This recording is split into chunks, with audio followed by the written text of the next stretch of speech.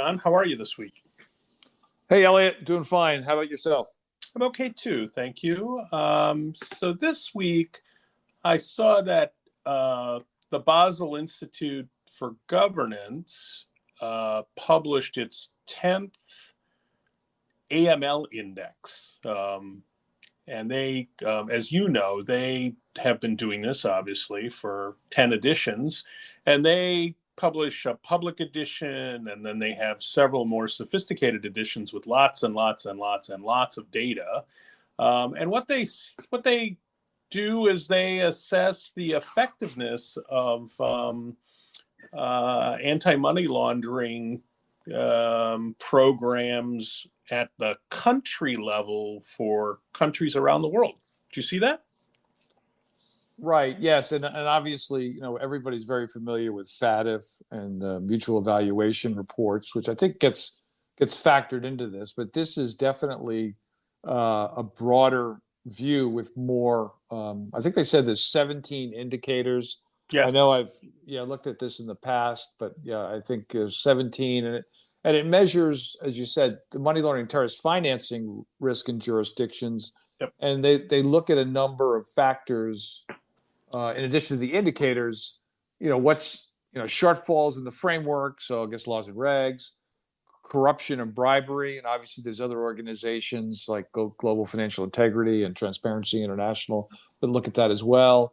Whether there's poor financial transparency and standards, poor public transparency, about the government and their accountability, weak political rights and the rule of law. So interesting elements here. Obviously you got to take it with a grain of salt, but I think you have to recognize that rather than just look at the rankings and decide that, oh, clearly Finland is better than the United States, you should look through some of the rationale for why they got the scores that they did. So I think it's actually a useful metric for AML officers, especially those that have global clients.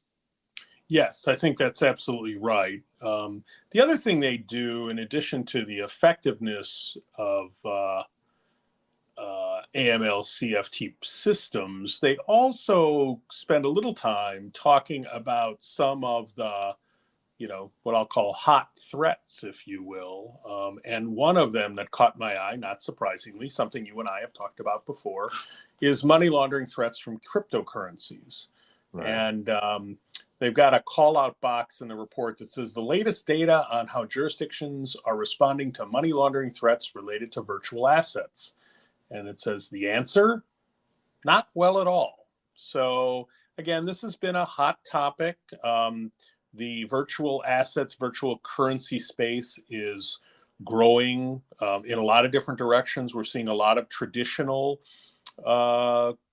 financial services companies getting very involved with virtual currencies and virtual assets. We are seeing investment houses include them as an asset class in balanced portfolios, all kinds of things. But we're also seeing, you and I think we've done a discussion about this. We've seen the Fed be concerned. We've seen Treasury with Secretary Yellen expressing concern, and other regulators in the U.S. that there has to be a measured approach.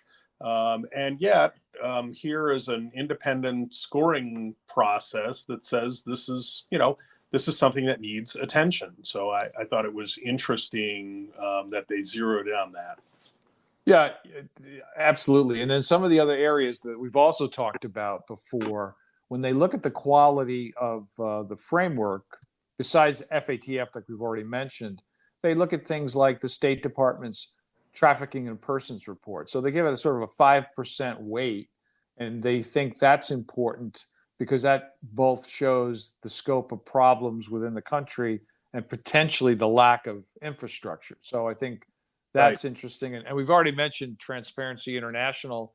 They give their corruption perceptions index a 5% weighting. So corruption and bribery, obviously, pretty essential. And then the one that I knew it was there, but sort of happy to see it confirmed there, is under political and legal risk. They talk about freedom of the press, right? And so one of the elements there are what's the both judiciary, and then what's the freedom, in a jurisdiction for reporters to cover money laundering, corruption, and other abuses.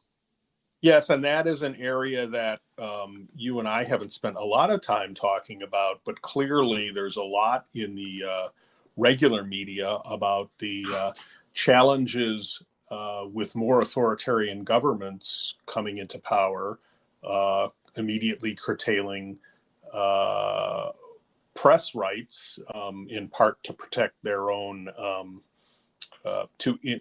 decrease transparency to protect those regimes. So not surprised by that. And I'm glad to see that they look at it as an important factor.